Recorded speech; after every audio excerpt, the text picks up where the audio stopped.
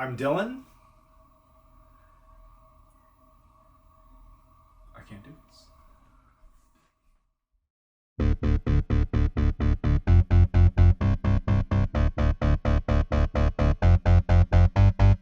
Hi, I'm Dylan, and welcome to my new game dev channel.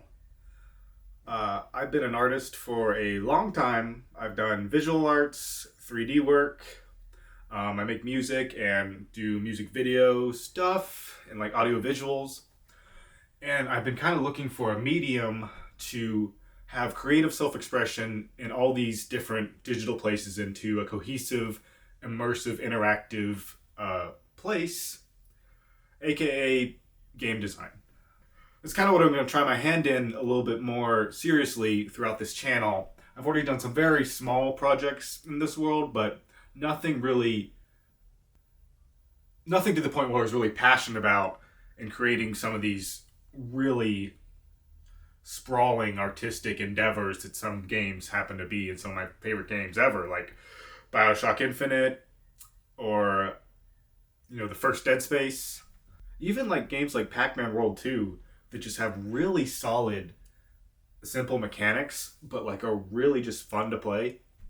I want to create a game that like has a really strong art element and a really simple motive mechanics, but just feels really good. I mean, don't get me wrong, I love strategy games. I love like StarCraft 2. I love like the old Age of Empires. I love things where there are a lot of moving parts and elements.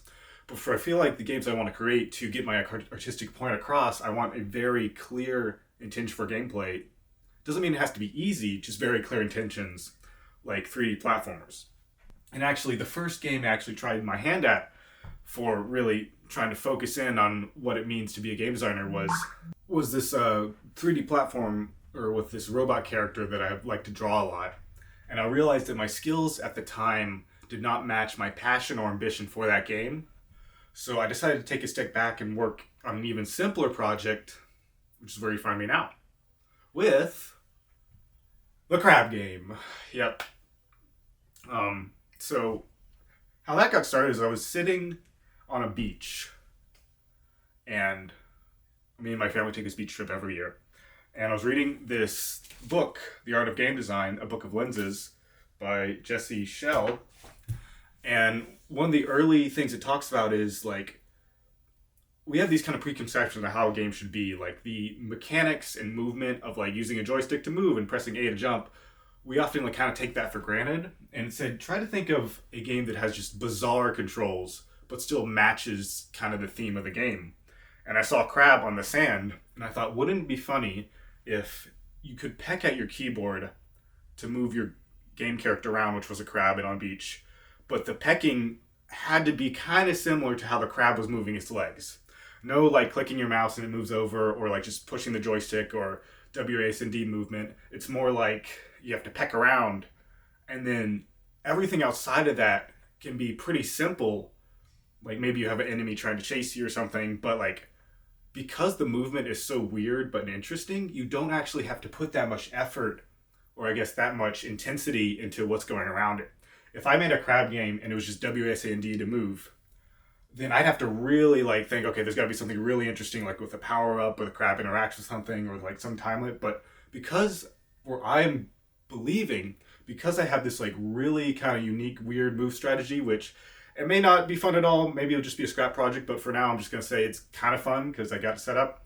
And because I have that in place, I feel like the other elements of the gameplay, as long as that feels solid, the other elements of gameplay don't have to be that advanced.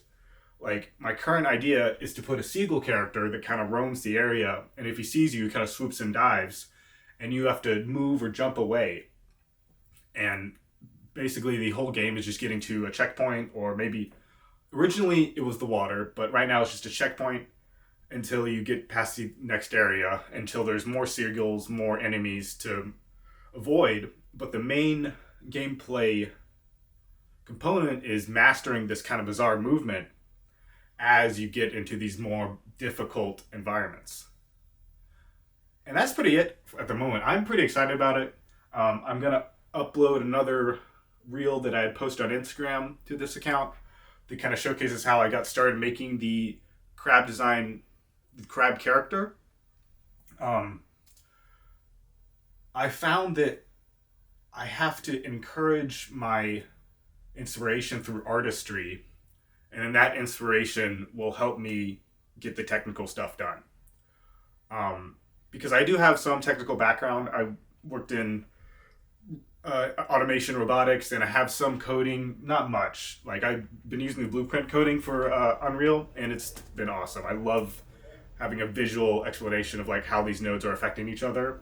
If you're an artist and you have no coding experience, you should check out Unreal Blueprints. And now I have to stop this camera because it's about to die. Alright, so I got my webcam going, and I just want to say thank you for watching. If you watched this first video on the channel, I'm going to try to post every 2 weeks or so. We'll see how that goes. And next time I'm going to try to go a little bit more into like the actual mechanics of the movement and like how it's kind of weird and unique, and I'd love to see any feedback. If you have any ideas or like any cool ideas for what this crab could be doing on the beach, I'd love to hear it. Yeah, really excited to like keep you guys updated on this project, and thank you so much for watching.